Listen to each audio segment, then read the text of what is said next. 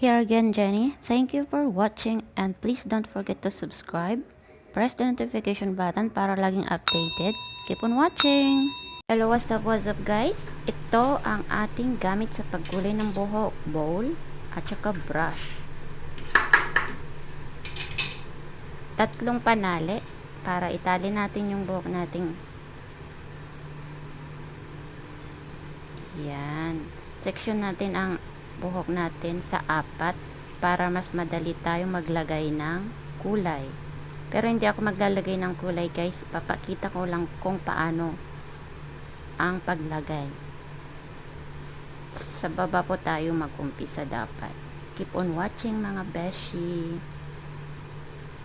Yan, section natin yung buhok natin sa 4. Tatali ko muna sa likod, ganyan.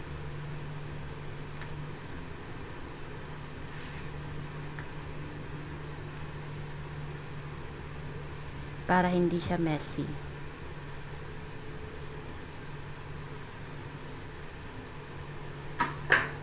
Importante guys ang sectioning sa hairstyling.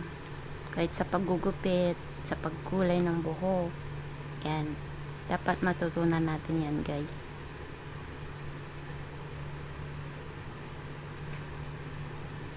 Yan. Section natin siya ulit. Tapos itali para hindi siya sumama sa ibang section.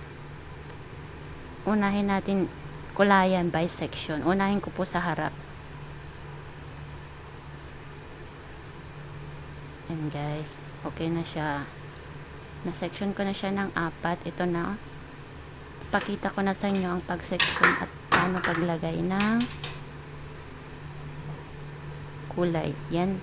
Tutusukin ko siya sa dulo ng brush. Ganon. Para malinis ang sectioning. Yan. Kikita nyo guys din yan. DIY tayo. Kasi sarado ang salon yan. Pero as possible guys, 1 inch bago sa root. Yan.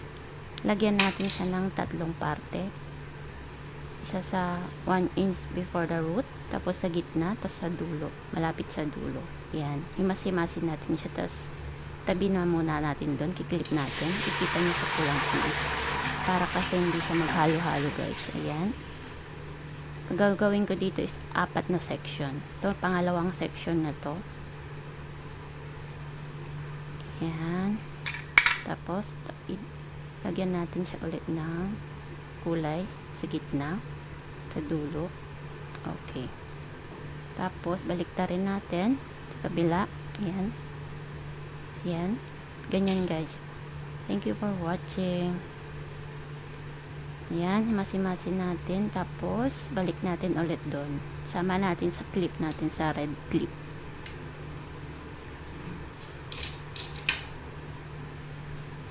Yan. Third section na yan guys. Kunin natin sa dulo ng brush para malinis yung section. Yan, ganyan. Lagyan na natin ng kulay sa 2, 3. Sa kabila ulit. Sa 2, 1, 2, 1, 2. Okay. 3 parte. Tapos i-massage natin siya ganyan guys para dumikit lalo yung at magsama-sama yung kulay. Yan, ito yun na yung huling section ko. Sundan natin lang guys yan. Gawin natin yan sa next 3 section ng hair natin. Sa side, tsaka sa 2 section sa likod. Yan. Massage natin yung hair natin pababa. Yan, ganyan lang guys.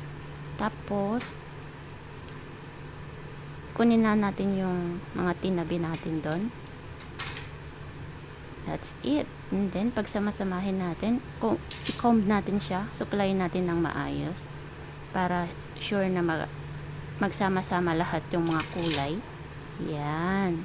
Tapos, tatali na natin siya or i-clip natin para hindi makawala. Tapos, gawin natin ang the same process sa other section, sa 3 hindi pa nakulayan. Thank you for watching.